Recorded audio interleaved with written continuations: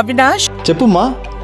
దగ్గరలో ఉన్న మెడ్+కి వెళ్ళి మెడ్+ బ్రాండ్ మెడిసిన్స్ అని అడిగి కొనుక్కునరా. అక్కడ 50 to 80% తగ్గింపుకు వస్తుంది. మీరు తీసుకునే అదే మందులు, అదే నాణ్యమైన మందులు, కానీ సగం ధరకే.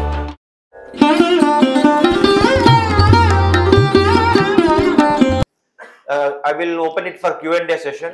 Anybody has doubts or any suggestions, whatever, kindly we will give it one by one.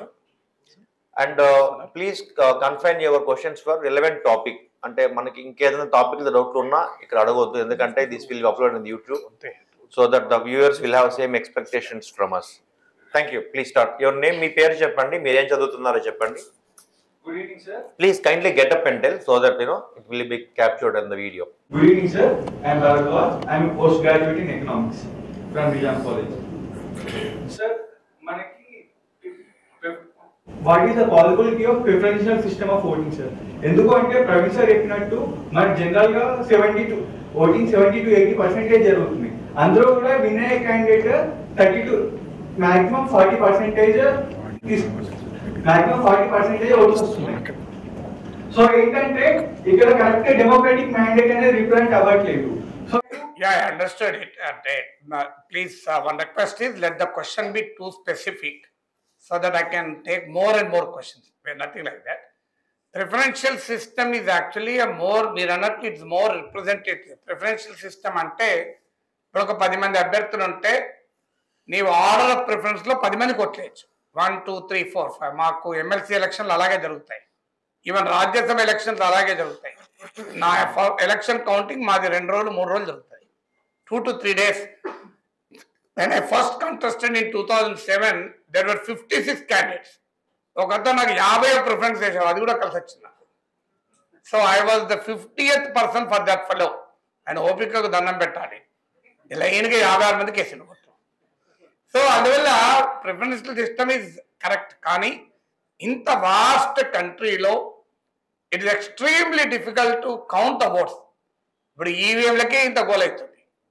Preferential system పెట్టి లాజిస్టిక్స్ ఇస్ ఉమంగస్. నేను చెప్పాను కదా, ఒక ఎమ్మెల్సీ ఎలక్షన్ మాకు 3 రోజులు పట్టింది కౌంటింగ్, 2 to 3 days ప్రక్రియ. So there is a practical difficulty. అయితే మీరు అన్నట్లు in fact you raise the right question. దేశంలో there is much more pressing electoral reforms. For example proportional representation అంటారు, దామాషా పద్ధతి. ఇప్పుడు ఏం జరుగుతుందో మీకు ఒక్క కంపారిజన్ చెప్తాను. ఆంధ్రప్రదేశ్లో వైఎస్ఆర్ కాంగ్రెస్ కు 40% ఓటింగ్ వచ్చింది.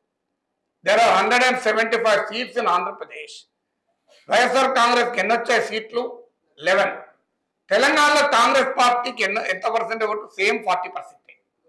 They came to power. అంటే అక్కడ 40% ఓట్లు వస్తేనేమో 11 సీట్లు వస్తే, ఇక 40% ఓట్లు వస్తే సగం కన్నా ఎక్కువ సీట్లు వచ్చి అధికారం వచ్చింది. అసలు నరేంద్ర మోడీకి ఎంత పర్సెంటేజ్ వచ్చింది అనుకుంటున్నారు? 36%. 4% less than what Jagan got in Andhra Pradesh. అంటే అర్థం ఏంటి? ఆంధ్రప్రదేశ్లో ఓట్స్ పోలరైజ్ అయ్యే వరకు 40% ఓటింగ్ ఉన్నా కూడా it did not convert into sufficient seats. అందుకొరకు ప్రపోర్షనల్ రిప్రజెంటేషన్ అని చాలా దేశాల్లో ఉంది. కొన్ని దేశాల్లో హైబ్రిడ్ మోడల్ కూడా ఉంది.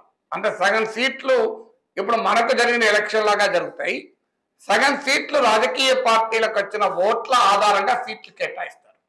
That is much more representative. ఎందుకంటే ఉదాహరణకు నీకు 10% ఓట్లు వచ్చాయనుకోండి, 10% ఓట్లు వచ్చినా నీకు ఒక్క ఎమ్మెల్యే ఉంటాడు.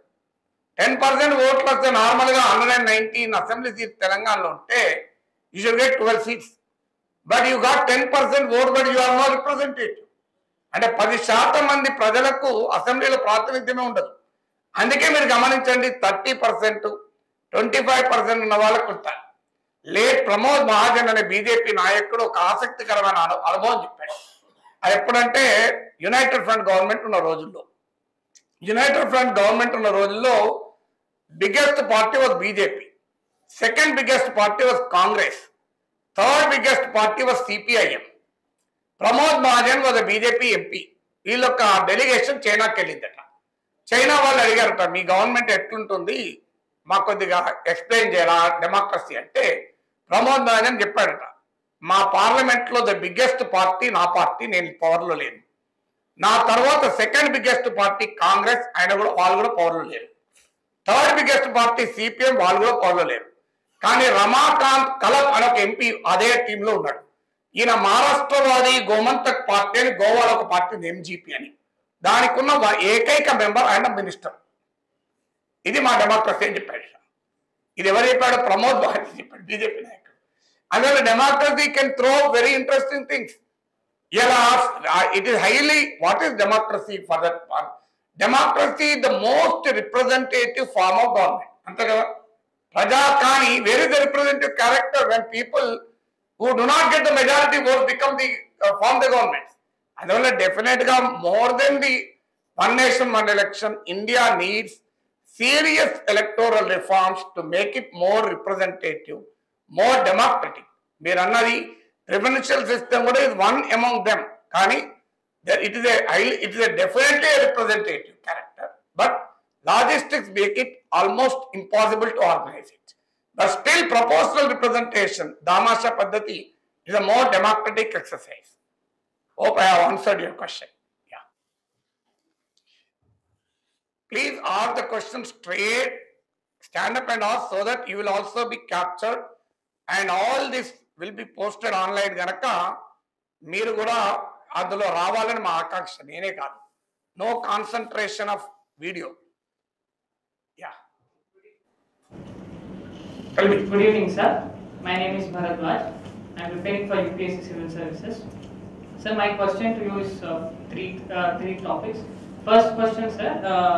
In your lecture, you have mentioned political system may be unstabilized if at all the government collapses in between. My question to you, sir, if the product of coalition governments is policy paralysis, can we attribute political paralysis as a product of simultaneous elections? One. Second question, sir. How should civil services examination appearing candidate should approach this topic? Third question, sir. What is the cost of democracy in the largest democracy of the world, perhaps the mother of democracy? Well, for the third question, I have already answered the cost. Second question, we'll keep it for some other day, because it's not a UPSC coaching class.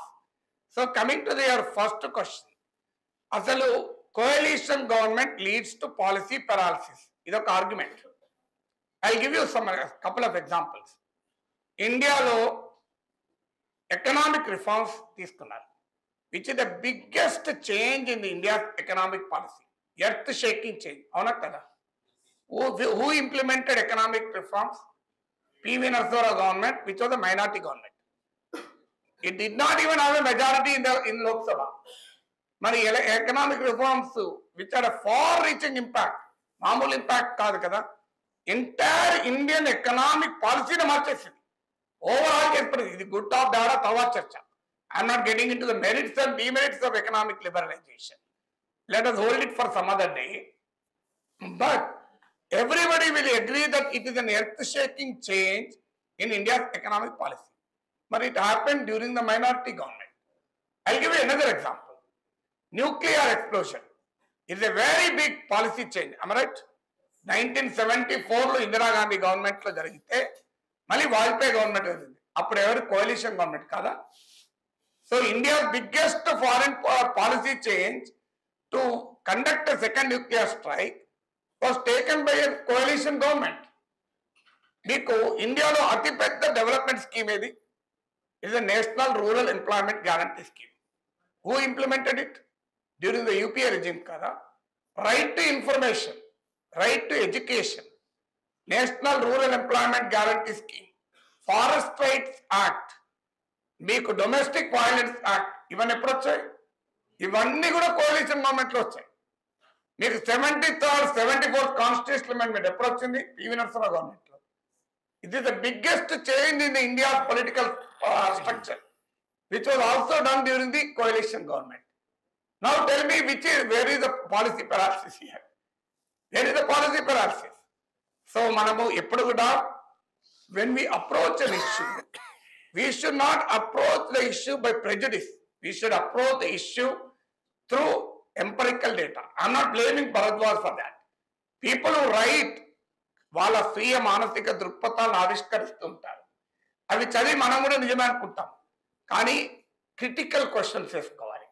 Never accept anything. Questioning is the root cause of knowledge. Apple చెట్టు కింద కూర్చొని Apple పండు కింద పడితే నాలాంటి వాడైతే ఇంకో 2 పడతాయని చూసేవాడు. కానీ న్యూటన్ ఒక ఆసక్తికరమైన ప్రశ్న వేశాడు, why should it fall down, why can't it go up అని. అది మన పిల్లలు అడిగితే సైకాలజిస్ట్ దగ్గర పట్టుకెళ్తాం, పిచ్చి పిచ్చి ప్రశ్నలు వస్తున్నాయి. బట్ ఆ ప్రశ్నే Newton's law of gravitation create చేసింది. న్యూటన్ గురుత్వాకర్షణ శక్తి సూత్రాన్ని. Never accept what is given to you. అందుకే సుప్రీం కోర్ట్ అన్నది, లా కమిషన్ అన్నది, dissent is integral to democracy. ప్రశ్నించడం వల్లనే నాలెడ్జ్ పెరుగుతుంది. ఇది యాంటీ నేషనల్ కాదు, it is not anti Hindu కూడా కాదు. ఎందుకో మీకు అది కూడా చెప్తాను. మహాభారతం అందరికీ తెలుసు కదా. మహాభారతం ఎప్పుడు మొదలైంది మీరు చెప్పండి ఫస్ట్. అంటే మహాభారత కథ ఎక్కడ మొదలైంది? మహాభారత కథ ఎక్కడ మొదలైందో చాలా మందికి తెలియదు. మహాభారత కథ ఎక్కడ మొదలైందంటే జనమేజయుడు, అంటే అర్జునుని కొడుకు అభిమన్యుడు, అభిమన్యుడి కొడుకు పరీక్షిత్తు, పరీక్షిత్తు కొడుకు జనమేజయుడు. బెస్ట్ అన్నాడు అంత కదా. జనమేజయుడు యజ్ఞం చేస్తానని ప్రయత్నిస్తుంటాడు, యజ్ఞం చేస్తానని ప్రిపరేషన్ చేస్తుంటాడు. అప్పుడు సారమేయ అనే ఒక కుక్క వస్తుంది లోపలికి. దాని తల్లి పేరు సురమ, కొడుకు పేరు బిడ్డ పేరు సారమేయ. సారమేయ వృత్తాంతము అని మహాభారతంలోని ఆది పర్వంలో ఉంటుంది. సారమేయ అనే కుక్క వస్తుంది. వెంటనే జనమేజయుని మనుషులు, వాళ్ళ సోదరులు, కొడుకులు ఆ కుక్కను కొడతారు. కొడితే ఆ కుక్కపై తల్లికి చెప్పుకుంటారు సురమకు, నన్ను ఇలా జనమేజయుని దగ్గరికి, వాళ్ళ కొలువు దగ్గరికి వెళ్తే, యజ్ఞశాలకు వెళ్తే నన్ను కొట్టారు. సురమ వచ్చి జనమేజయుడిని నిలదీస్తుంది కోర్టులో. జనమేజయుడు చక్రవర్తి, అర్జునుని మునిమనవడు, అంత సర్వశక్తులను చక్రవర్తి కొలువు తీరి ఉండగా సభలోకి వచ్చే ప్రశ్న అడుగుతుంది, మహారాజా నా సారమేయుని ఎందుకు కొట్టారు అని అడుగుతుంది. అంటే మేము యజ్ఞవాటికలకు ఎంటర్ అయింది, యజ్ఞ పాత్రలను అపవిత్రం చేస్తుందన్న అనుకొని కొట్టాను. అంటే అనుకొని కొడతావా అని అడిగింది. యజ్ఞ పాత్రలను అపవిత్రం చేస్తే కొట్టాలి అని నేరం చేస్తారన్న అనుమానంతో కొడతావా అని అడుగుతుంది. It is the preventive detention, unlawful activities prevention act లాగా. సో అంటే ఒక సాధారణ కుక్క పాండవ మహారాజు అయినటువంటి, అంటే అతిపెద్ద వంశంలో పుట్టిన జనమేజయుని ప్రశ్నిస్తుంది. అది that is the greatness of Hindu epics. Unfortunately మనం ఏమనుకుంటాం, అడగద్దు, ప్రశ్నించకూడదు. అందుకే any given argument put it to question. కోalition governments లో పాలసీ పెరాలిసిస్ అనేది నిజం కాదు. some of the sweeping changes in the policy, whether in economic policy, whether it is in defense policy, political policy, came through during coalition governments. Ultimately, it is not coalition which impact, it is the indecision of the government that impacts. నువ్వు రాజ్య సంకీర్ణమా కాదా అనేది అమలు చేసే రాజకీయ సంకల్పమే ఉంటాయి. సంకీర్ణ కాలంలో కూడా అనేక మార్పులు వచ్చిన సందర్భం భారతదేశ చరిత్ర చెప్తుంది. Yeah sir, one nation one election వల్ల ఎక్స్పెండిచర్ అంటే ఖర్చు తగ్గుతుంది అని చెప్పి చెప్తున్నారు కదా సార్, అంటే బయట దాన్ని సమర్థించే వాళ్ళు. నా క్వశ్చన్ ఏంటంటే సార్, ఎమ్మెల్యే ఎలక్షన్స్ అప్పుడేమో, అసెంబ్లీ ఎలక్షన్స్ అప్పుడేమో పోల్ మేనేజ్మెంట్ ఎక్కువ జరుగుతుంది కాబట్టి ఎక్కువ పోలింగ్ జరుగుతుంది సార్. ఎంపీ ఎలక్షన్స్ టైంలో అది తక్కువ ఉంటుంది కాబట్టి తక్కువ పోలింగ్ జరుగుతుందని నా ఉద్దేశం సార్. అయితే దీన్ని రెండింటిని కలిపి పెట్టడం వల్ల ఓటింగ్ పర్సెంటేజ్ పెరుగుతుంది అని చెప్పి చెప్తున్నారు సార్. అయితే ఈ రెండు ఒకటేసారి పెట్టడం వల్లనే కాకుండా మా ఊర్లో ఎట్లుంటుంది అంటే సార్, జనాల పరిస్థితి ఎట్లుంటుంది అంటే, ఏదైనా సమస్య వచ్చిందంటే ఫస్ట్ సర్పంచ్ గుర్తొస్తారు సార్, కానీ ఎంపీటీసీ గుర్తురాడు సార్. అదేవిధంగా ఇక్కడ కూడా మాకు ఎమ్మెల్యే గుర్తొస్తాడు కానీ ఎంపీ గుర్తురాడు సార్. అందుకు ఓటింగ్ పర్సెంటేజ్ లో డిఫరెన్స్ ఉంది. కానీ ఈ రెండింటిని పెట్టడం వల్ల ఓటింగ్ పర్సెంట్ పెరుగుతుందని చెప్పడం కంటే కూడా ఈ రెండు ఒకటేసారిగా పెట్టినా పెట్టకపోయినా ఎఫెక్ట్ అయితే అంతే ఉంటుంది సార్. పోల్ మేనేజ్మెంట్ కరెక్ట్ అంటే వాళ్ళు అనుకున్నట్టు ఓటింగ్ పర్సెంటేజెస్ పెరగడానికి రీజన్స్ అనేకం. ఓటింగ్ పర్సెంటేజ్ మీరు అన్నట్టు if the proximity between the voter and political structure, అంటే రాజకీయ వ్యవస్థకు ఓటర్కు ఉన్న సామీప్యత ఆధారంగా పోల్ పర్సెంటేజ్ ఉంటుంది. మీరు అన్నది నిజమే. ఇండియాలో పార్లమెంట్ ఎన్నికల కన్నా అసెంబ్లీ ఎన్నికలకు ఎక్కువ ఓటింగ్ జరుగుతుంది, అసెంబ్లీ ఎన్నికల కన్నా లోకల్ బాడీస్కి ఎక్కువ ఓటింగ్ జరుగుతుంది. ఎందుకు జరుగుతుంది అంటే దెర్ ఇస్ ఎ ప్రాక్సిమిటీ. నాకేదైనా సమస్య వస్తే నా ప్రజాప్రతినిధిని నిలదీసగలను, అందువల్ల ఎలక్షన్ జరుగుతాయి. అందువల్ల ఓటింగ్ పర్సంటేజెస్కు పార్లమెంటు అసెంబ్లీ కాదు, అన్ని ఒకేసారి జరిగితే పార్లమెంట్ ఎన్నికల్లాగా అసెంబ్లీ ఎన్నికలు ఓటింగ్ తగ్గుతుంది, ఎవరు చెప్పగలం? అందువల్ల ఓటింగ్ పెరగడానికి పెరగడానికి అనేక ఫ్యాక్టర్స్ ఉన్నాయి. You need not tinker with electoral system for increasing the voting percentages. రోజు రోజుకు ఓటింగ్ తగ్గడానికి కారణం ఏంటి? ఎందుకు నగరాల్లో ఓటింగ్ తక్కువ ఉంటుంది, గ్రామాల్లో ఓటింగ్ ఎక్కువ ఉంటుంది?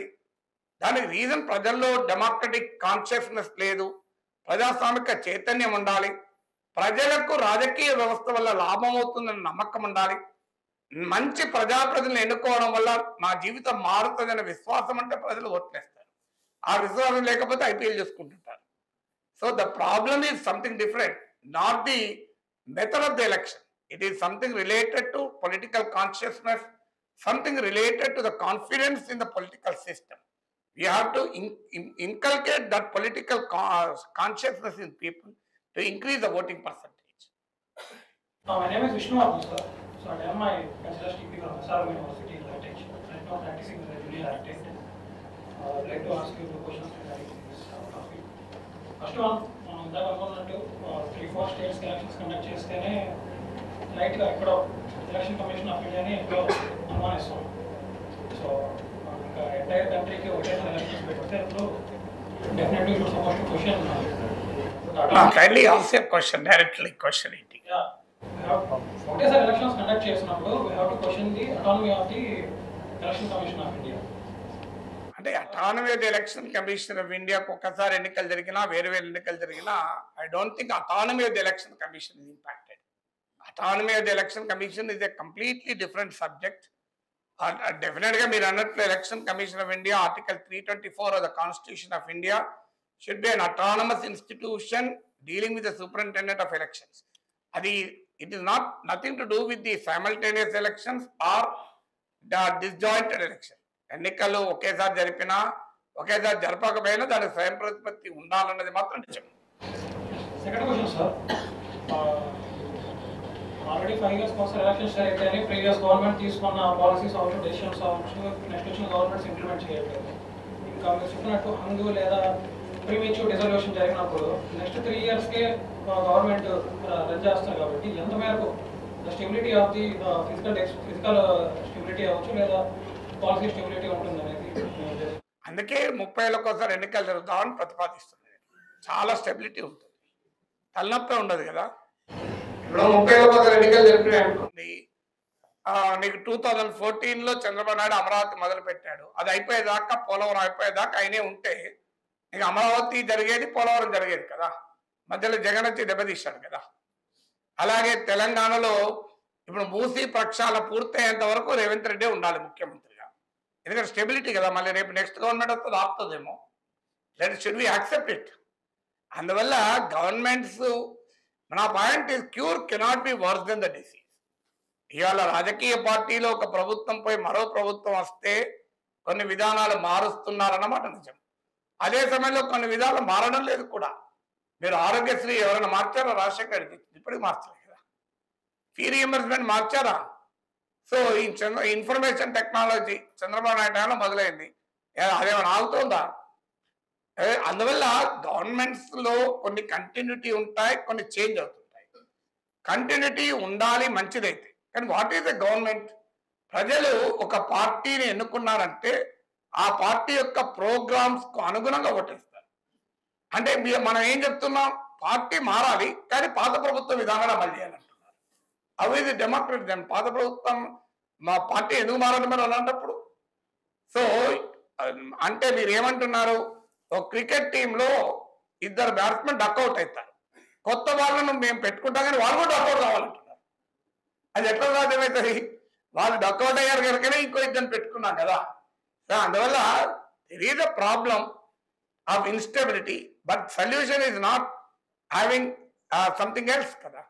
సో అందువల్ల మా క్రికెట్ టీం ఎందుకు మార్చుకుంటాం? బెటర్ పర్ఫార్మెన్స్ కొరకే మార్చుకుంటాం కదా. So why do we change cricket team every time? ఒకటేసారి 5 ఏళ్ళకోసారి టీం ప్రకటిస్తే 5 years వాళ్ళే ఆడొచ్చు కదా. ఒక్క క్రికెట్ టీంకే, ఒక మ్యాచ్లో గెలిచే టీంకే మనం ఇంత జాగ్రత్త పడితే ఈ దేశాన్ని పాలించే టీంకి ఎంత జాగ్రత్త పడాలి అంటాను. Why should the same team be remain for ever? let them perform, let them not perform. Should we allow that? అందువల్ల ఆ స్టెబిలిటీ అనే ప్రశ్న అర్థం లేదని నా వాదన. యా సార్, తిరుపతి ఎలక్షన్ ఉంది. ఈ ఒక దేశము ఒక ఎలక్షన్ అన్నది కంప్లీట్ గా మన సౌత్ స్టేట్ యొక్క పవర్ ని తీసేటన్నా, అంటే ఒక బుల్లెట్ తోని 5 రాష్ట్రాలని పేల్చినట్టుగా అనిపిస్తా ఉంది. సౌతే కాదు, మీకు నార్త్ ఈస్టర్న్ స్టేట్స్ ఉన్నాయి, చిన్న చిన్న రాష్ట్రాలు. Who will bother about their concern? ఎక్కడో మేఘాలయ, నాగాలయ అంటే ఏదో చిన్న స్టేట్, ఎక్కడో ఒకే స్టేట్ లో ఆదివాసీ పాపులేషన్, వాళ్ళ కన్సర్న్స్ ఎవరు పట్టించుకోవాలి? దేశమంతా ఒకే ఎన్నిక అయితే అసలు సౌత్ కు మార్జినలైజ్ కావడం, ఒకే దేశం ఒకే ఎన్నిక లేకపోయినా మార్జినలైజ్ అవుతాం. ఎందుకంటే ఇప్పుడు 2026 లో డీలిమిటేషన్ జరుగుతుంది. జనాభా ప్రాతిపదిక పైన లోక్సభ సీట్లు మళ్ళీ రీడిసైడ్ అవుతాయి, తిరిగి నిర్ణయించబడతాయి. అప్పుడు ఏం జరుగుతుంది? 1971 సెన్సస్ ప్రకారం ఇప్పుడు రాష్ట్రాల్లో లోక్సభ సీట్లు ఉన్నాయి. 2011, 2020, ఇప్పుడు 23లో 24లో జనాభా లెక్కించి కాన్స్టిట్యూషన్ నిర్ణయిస్తే ఇప్పుడు యూపీలో ఇంకో 46 సీట్లు పెరుగుతాయి. కానీ తెలంగాణ, ఆంధ్రలో 2 సీట్లు తగ్గుతాయి, తమిళనాడులో తగ్గుతాయి, కానీ యూపీలో 46 సీట్లు పెరుగుతాయి. Should we accept it? ఇప్పుడే మొత్తం సౌత్ ఇండియాలో 130 సీట్స్ ఉన్నాయి, యూపీ, బీహార్ కలిపితే 120 సీట్స్ ఉన్నాయి. అంటే సౌత్ ఇండియా మొత్తం ఎవరు పట్టించుకోకపోయినా యూపీ, బీహార్ సపోర్ట్ ఉంటే సార్ ప్రైమ్ మినిస్టర్ కావచ్చు. సో ఆల్రెడీ అందుకే ఈ డైవర్సిటీ ఉంది కనుకనే మనం కాన్సన్ట్రేషన్ ఆఫ్ పవర్ ఉండకూడదు అని చెప్పేది. లేకపోతే నోబడీ విల్ బాదర్ కదా. నీకు entire south India becomes irrelevant రేపు డీలిమిటేషన్ జరిగితే. అందువల్ల సైమల్టేనియస్ ఎలక్షన్స్ కన్నా next round of delimitation is going to will prove to be disastrous for South India unless South Indian political parties come to a platform and resist it. ఇది న్యాయం కాదు, మమ్మల్ని marginalise చేయడం అని question చేస్తే తప్ప. Not only that, even finances కూడా మీకు ఆంధ్రప్రదేశ్, తెలంగాణ, కర్ణాటక, తమిళనాడు, కేరళ కలిపితే ఫైనాన్స్ కమిషన్ ఇచ్చింది 28,152 crores. ఒక్క ఉత్తరప్రదేశ్కి ఇచ్చింది 31,962 crores. One state, Uttar Pradesh, got 3,000 crores more than all the 5 South Indian states put together. Should we accept this? So that is a more pressing concern for South India. మన election commission sir, మనం చూస్తా ఉంటే రాజ్యాంగం ద్వారా ఇంత week గా మార్చబడ్డా, లేదంటే politicians ద్వారా, లేదంటే వాస్తవంగా ఎలక్షన్ కమిషన్ నిజంగానే వీక్ అవుతుందా? ఎందుకంటే పొలిటీషియన్స్ ఉన్నారు, మీ క్వశ్చన్ అర్థమైంది. ఒకటి జరిగిస్తా ఉన్నారు. ఎలక్షన్ కమిషన్ ఆఫ్ ఇండియా రాజ్యాంగంలో ప్రాబ్లం కాదు. అంబేద్కర్ రాజ్యాంగాన్ని ప్రజెంట్ చేస్తూ మాట అంటాడు, ఈ కాన్స్టిట్యూషన్ ఎలా పనిచేస్తుంది అన్నది కాన్స్టిట్యూషన్ లో ఏమున్నదన్న దాన్ని బట్టే కాదు, దాన్ని ఎవరు అమలు చేయిస్తున్నారు అన్న దానిపైన ఉంటుంది అంటాడు. It is the men and women who implement the constitution. మీరు వంటగదిలో ఉప్పు, కొత్తిమీర, కారము, ఇలా అన్ని రకాల ఆహార పదార్థాలు, కూరగాయలు ఉంటాయి, కానీ ఆ ఆహారం యొక్క రుచి దేనిపైన ఆధారపడి ఉంటుంది? చేసేవారిపైన ఆధారపడి ఉంటుంది. ఇది కూడా అంతే. ఎవరైనా ఒకే చీపురుతో ఊడవాలి, ఓ చీపురుతో ఊడిస్తే ఒకరు ఊడిస్తే బాగుంటుంది, ఇంకొకరు ఊడిస్తే బాగుంటుంది. ఎవరైనా ఇదే మైక్ లో మాట్లాడాలి, ఎవరు మాట్లాడితే బాగుంటుంది, ఎవరు మాట్లాడితే బాగుంటుంది. ఎందుకు? సమస్య మైకుది కాదు, సమస్య మాట్లాడేది. సో అందువల్ల అందరికీ ఇదే హాలు. ఒకరు మాట్లాడితే ఎక్కువ మంది వస్తారు, ఒక మాట్లాడితే ఎవరు రారు. And ultimately it is not the problem with the election commission. It is the men and women who run the election commission of India. ఇదే ఎలక్షన్ కమిషన్ కు శేషన్ అడలెత్తించారు కదా. I am not supporting every aspect of Seshan effect, but definite గా శేషన్ వచ్చేంత వరకు మనకు election commission of India ఒకటి ఉండదని కూడా చాలా మంది తెలియదు. ఈ సేమ్ పవర్, సేమ్ వ్యవస్థను ఉపయోగించుకొని రాజకీయ పార్టీలకైతే ముచ్చంటలు పట్టించారు కదా. There may be some excesses in his regime, but certainly he made an impact. అందువల్ల అల్టిమేట్ గా it is not the constitution which is to be faulted. It is the people who are at the helm of affairs. Sir. Yeah.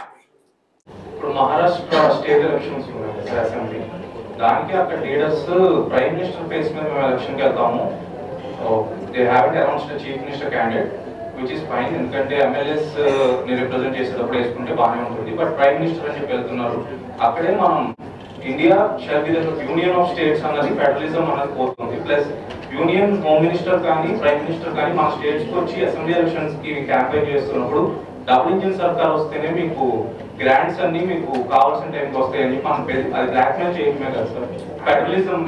First double engine సర్కార్ goes against the federalism. రాజ్యాంగం ఒకే engine ఉండాలని చెప్పలేదు, చాలా ఇంజన్లు ఉండాలని చెప్పింది. ఎందుకంటే ఒకే engine చెప్పితే ఆ ఇంజన్ ఆగిపోతే అది మొత్తం ఆగిపోతుంది. అందుకే constitutional scheme doesn't envisage a mandatory double engines government. A engine ఏదైనా గవర్నమెంట్ ఏదైనా it is a constitution that should decide as inter-state relations. It is not the political party that decides. Unfortunately, theory and practice of the constitution వేరే ఉంటుంది కదా. So అందువల్ల ఇవన్నీ థియరీలో correct కాదు, ప్రాక్టికల్గా that's what happens. అది when will it change? It only changes through political consciousness of the people. అందుకే ఇలాంటి పబ్లిక్ లెక్చర్స్ పెట్టి ఇంటరాక్షన్ పెట్టడానే కారణం ఏంటంటే ప్రజల రాజకీయ చైతన్యమే సమాజాన్ని మారుస్తుంది. సమాజం మనం దానంతరదే మారదు. You need somebody to change. Newton's law of motion ఏం చెప్తుంది? Every body continues to be in the state of rest or of uniform motion unless it is acted upon by an external force అన్నాడు. అంటే there should be some midwife. What is that midwife? మనమే. Civil society with all our efforts should improve the consciousness of the people. ప్రజలకు చైతన్యంతో ప్రజలు తీర్పులు చెప్పడమే పరిష్కారం. There is no short cut to all these problems. దేశం ఒకే ఎన్నిక తీసుకోవడానికి గవర్నమెంట్ చెప్పే one of the reason expenditure. మీరు చెప్పినట్టు ఒక ఓటర్కి 100 రూపీస్ ఖర్చు చేస్తున్నట్టు, ఇది అఫీషియల్ గా. అన్అఫీషియల్ గా 1000 to 5000 ఖర్చు చేస్తున్నారు. ఈ ఎక్స్పెండిచర్ గురించి గవర్నమెంట్ ఎందుకు ఆలోచించట్లేదు? ఇంకోటి మీరు అన్నారు దీనికి మూలం వెతకాలని చూస్తే ఇది ఎలా ఉంటుంది అంటే గుడ్డు ముందా కోడి ముందా అన్నట్టు ఉంటుందని. ఈ గుడ్డు ముందా కోడి ముందా ఉన్నట్టుందని కన్ఫ్యూజే కంటే ఏదో ఒక దానికి ప్రిపేర్ అయ్యి దీనికి సొల్యూషన్ వెతలేమేమో. నేను ఎక్కడ అనలే కోడి ముందా గుడ్డు ముందా, నేనేం అనలేదు. ఒకటి నేనేమంటాను, సొల్యూషన్ సైమల్టేనియస్ ఎలక్షన్ కాదు. That's what my argument is. ప్రభుత్వం పెట్టే ఖర్చు వేరు, రాజకీయ పార్టీలు పెట్టే ఖర్చు వేరు. రాజకీయ పార్టీలు ఎవరు పెట్టమన్నారు? మేము పెట్టమని చెప్పలేదు కదా. నేను 2007లో ఎలక్షన్లో పోటీ చేస్తే 3 లక్షలతో ఎన్నికల్లో గెలిచాను. అతను 2 కోట్లు ఖర్చు పెట్టాడు, కానీ 2000 ఓట్లు వచ్చాయి. దానికి ఎవరేం చేయగలరు? అందువల్ల రాజకీయ పార్టీలు ఖర్చు పెట్టేది not for ethical purpose, it is unethical purpose. Should an unethical behaviour dictate policy? So ethical behaviour should dictate the policy కదా. అందువల్ల ప్రభుత్వం పెట్టే ఖర్చు గురించి ఆలోచించాలి తప్ప ప్రైవేట్ రాజకీయ పార్టీలు పెట్టే ఖర్చు రాజకీయ పార్టీల సమస్య. పెట్టమని ఎవరు చెప్తున్నాడు? మీరు జనాన్ని ముంచడానికి పెడుతున్నారు. ఎవరి నుంచి ఎవరు పోటీ పడుతున్నారు అధికారం కోసం. That cannot be the criteria for formulating a policy కదా. అంటే ఇప్పుడు రాజకీయ నాయకులకు తక్కువ ఖర్చు కావాలనేదే బాధనా? రాజకీయ నాయకులకు ఎక్కువ ఖర్చు అయితే మంచిదే కదా, ప్రజలకే కదా డబ్బులు వచ్చేది. వాళ్ళు అక్రమంగా సంపాదించిన డబ్బులు కనీసం 3 సార్లు ఎలక్షన్ లేదా 3 సార్లు జైలుకి వెళ్ళి తీస్తారు కదా, లేకుంటే ఒకటేసారి తీస్తారు కదా.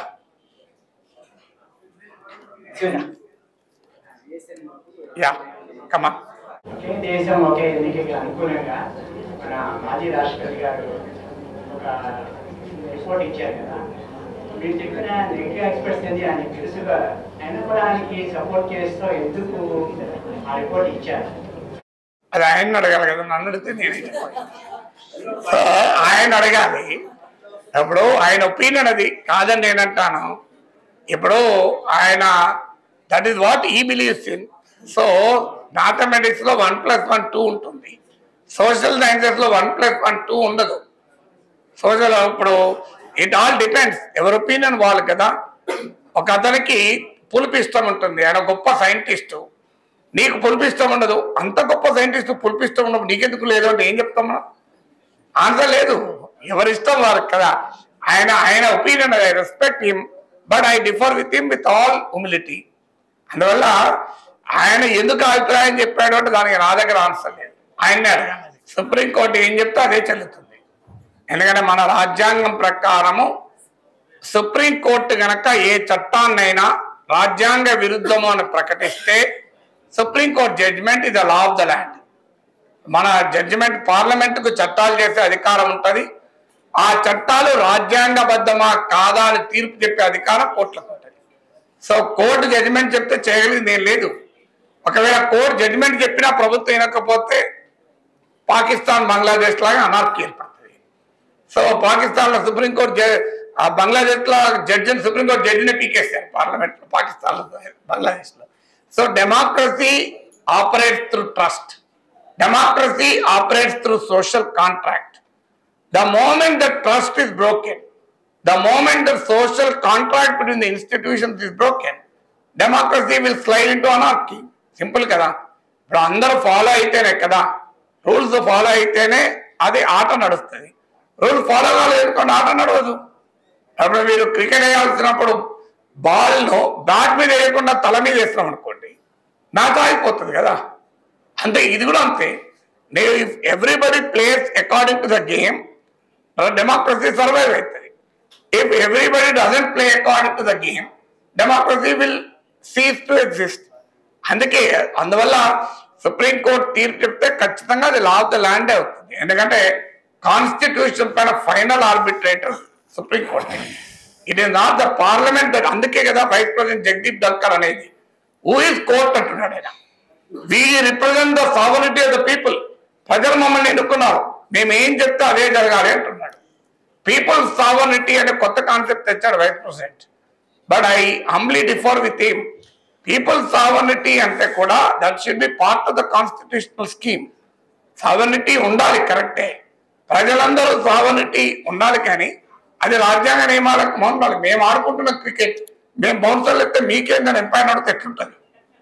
నువ్వెవరు చెప్పడానికి? మేము బ్యాట్లతో కొట్టుకుంటాం, మేము భారేయం బ్యాట్తో. నేను వాడిని కొడతా, వాడు నన్ను కొడతాడు. నువ్వెవరు ఎంపైర్ అంటే నడవదు కదా. అల్టిమేట్గా ఎంపైర్ ఉంటాడు కదా. ఎంపైర్ ఏమన్నా ఎంపైర్ బాల్ వేస్తాడా, బ్యాటింగ్ చేస్తాడా, ఫీల్డింగ్ చేస్తున్నాడా? మధ్యలో ఎంపైర్ కూడా అని అంటే లాభం లేదు కదా. ఎంపైర్కు మ్యాచ్లో ఫైనల్ నిర్ణయం ఎంపైరే, not the batsmen, not the bowler, not the fielder, not even the spectator. Commentator అసలే కాదు. This is Subhash Reddy, Mass IIT faculty. Till now I trained the 40,000 above students. I got the all over the syllabus in the world, not kind of any CBSE, SSC, ICSE. But thing is that ఎవరైనా మనకు teacher అవ్వాలంటే ఒక basic qualification ఉంది. ఒక BSc అన్న లేకపోతే BEd అన్న చదవాలి ఉంది. ఒక రాజకీయ నాయకుడికి మాత్రం ఏ క్వాలిఫికేషన్ లేదు. అలా ఏ క్వాలిఫికేషన్ లేని వాళ్ళను ఎవరు ఎన్నుకుంటున్నారు? అన్ని క్వాలిఫికేషన్ మనమే చెప్పండి.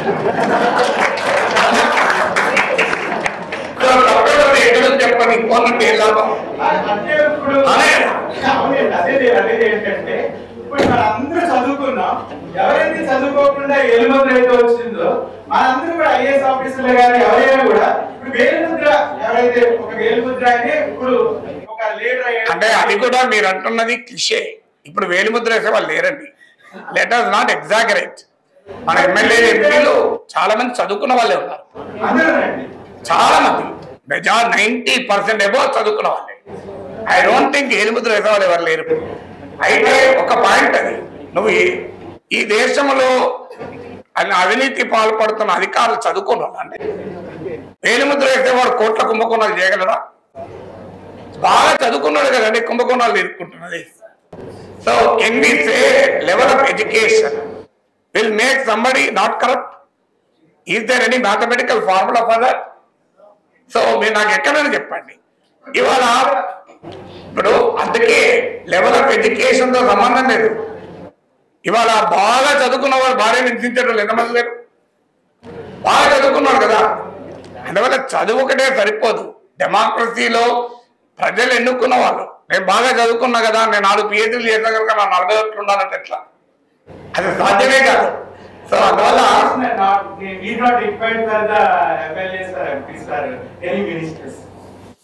ఏమండి క్వాలిఫికేషన్ నాకు చెప్పండి. క్వాలిఫికేషన్ ఉన్నవాడే కరెక్ట్గా డిసైడ్ చేస్తానని ఎవరు చెప్పగలరు? నాకు చెప్పండి, how can you decide? Can you suggest that a scientist will be a better representative? Not necessary. Ultimately you should democracy the will of the people. It is not the bureaucracy. అలా అయితే prime minister post exam పెడదాం. Whoever gets highest mark JEEలో బట్టి prime minister బట్టి top rank అయితే CM అయిపోతాడు. Shed allow that ఇది happen. అలా చెప్పండి, లా మీరు గోల్డ్ మెడలిస్టులు సుప్రీం కోర్టులో టాప్ లాయర్ లాలో గోల్డ్ మెడలిస్ట్ అవుతాడా? Is there any guarantee that the gold medalist in law becomes the best lawyer in the Supreme Court? Is there any guarantee that the gold medalist in medicine becomes a great transplant surgeon? Where is the guarantee అండి? ఆ guarantee కూడా లేదు కదా. So అందువల్ల మనం let us not be technocratic. Technocrat mentality కూడా మంచిది కాదు. డెమోక్రసీలో ఉన్న ప్రాబ్లమ్స్కు మనం డెమోక్రసీలోనే సొల్యూషన్ వెతకాలి. We cannot go for an autocratic solutions. అందువల్ల రాజకీయ నాయకులందరూ పనికి మానవులు అనే రాంగ్ నోషన్ ఉండద్దు. No politics is not a solution for bad politics. Good politics is a solution. ఏమండి ఎవరి కంపల్సరీ అది వేరే సబ్జెక్ట్ సంబంధండి. Let us confine to the one nation, one election. But freebies అంటే వాట్ ఈస్ ఫ్రీబీ అనేది ఒక difficult question to answer. ఇప్పుడు mid day meal scheme ఒకప్పుడు ఫ్రీబీ అన్నారు, ఇప్పుడు అది ఫ్రీబీ కాదు. మిడ్ డే మీల్ స్కీమ్ అది improve attendance, improve nutritional levels. So what is the freebie అనేది definition is a very big thing. So freebie అంటే ఏంటి? ఇప్పుడు కార్పొరేట్స్ కు 14 lakh crores రైట్ ఆఫ్ చేశారు. ఇది నాట్ ఎ ఫ్రీబీ. అది మనకు ఫ్రీబీలా కనబడదు. సో ఫ్రీబీ అంటే ఏంటి? పేదవాళ్ళకి ఇస్తేనే ఫ్రీబీ అంటాం. సో పేదవాళ్ళకి ఇస్తేనే ఫ్రీబీ ఉండాలని రూల్ ఏం లేదు కదా. So that is a very big debate. Let us have it. మీరు అందరూ వస్తారంటే మళ్ళీ రోజు పెట్టుకుంటాం. ఓకే అండి, నా థర్డ్ క్వశ్చన్ ఏంటంటే ఒకే దేశం ఒకే ఎన్నిక అనేది ఐ యాక్సెప్టెడ్, ఇది it's a wrong method. Sir, good evening, sir. Yeah. And good evening, Praveen sir also. My name is Varun. I am pursuing VGDM in Planet Finance Business School. Sir, my question is, మనం ఎప్పుడైతే దేశంలో జమిలీ elections తేవాలనుకుంటున్నారో అప్పుడు ప్రజలు ఆ elections తెచ్చినప్పుడు ప్రజలు national wide ఆలోచించినప్పుడు లోకల్లో నేషనల్ ఒక పార్టీ ఎన్నుకోవాలనుకుంటారు. ఇంతకుముందు ప్రజలు చెప్పినట్టుగా డబ్ల్యూఏ సర్కార్ అయితే ఎప్పుడైతే ప్రజలు లోకల్ గా నేషనల్ ఒకే పార్టీ ఎన్నుకోవడం జరుగుతుందో అంటే తెచ్చిన జమిలీ ఎలక్షన్స్ తెచ్చిన ప్రభుత్వాలు లోకల్ పార్టీలు అంతా చేయాలన్న ఉద్దేశంతో తెచ్చినాయి సార్. అంటే ఉద్దేశాలను ఆపాదించడం అనేది ఎవరు వారు ఇష్టము. ఇప్పుడు అది నష్టమా లాభమా అని చెప్పగలుగుతుంది తప్ప ఉద్దేశాలని వాళ్ళ మనసుల్లోకి వెళ్ళి వాళ్ళు ఏమనుకుంటున్నారో చెప్పలేదు. I can only tell that regional parties కు స్మాలర్ పార్టీస్ కి ఇట్ విల్ బి డెత్ నెల్. అంతవరకు ఖచ్చితంగా చెప్పగలను. యా ఇప్పుడు ఎలక్షన్ ఏదైతే అందరూ రాజీనామా చేస్తారు, మళ్ళీ జమిలీ ఎలక్షన్ అంటే అందరూ రాజీనామా చేస్తున్నారు.